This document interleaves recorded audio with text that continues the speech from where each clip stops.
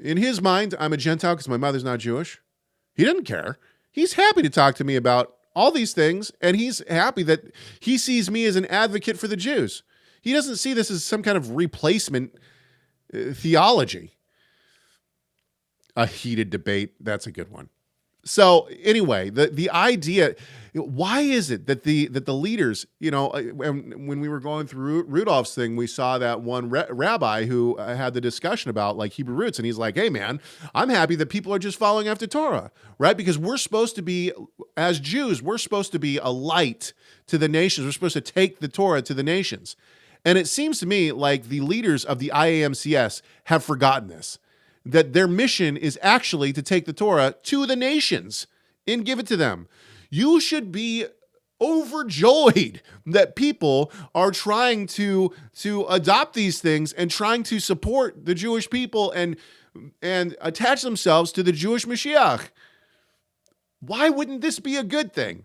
Let's keep going. I can't even see where we're at here. Okay, good. Yeah, boom, there you go. Oops, wrong one. Okay. Sorry, trying to get up. Okay, there we go.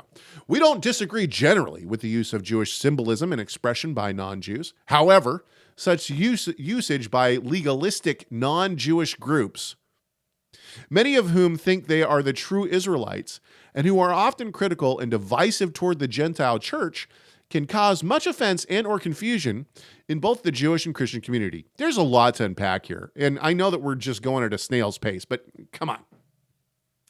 First of all, I agree with them. We should not be haughty or have disdain or put down the Christian church. And I think this is something that is really it's a mark against the Hebrew roots movement for sure.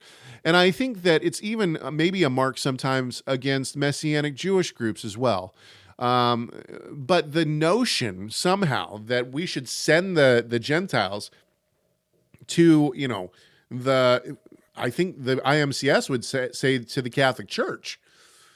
I just can't understand that. So, yes, they're right. We should not be putting down the church. We should not look down our nose at non-Torah observant Christians and say, "Oh, look at these people. They say they're believers, but they're not keeping the Torah." No, I think that a lot of Christians, people who truly have the spirit of Hashem, of course, are going to keep a significant amount of the Torah. And I've said this so many times, but we have to keep reminding ourselves, right?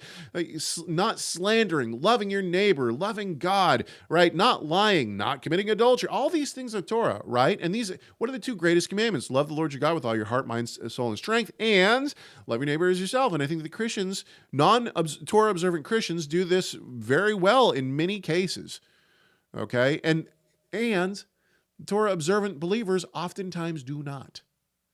So I think that it's wrong to look down our nose. It's interesting that they say, it's okay if people use these symbols as long as they're not one law.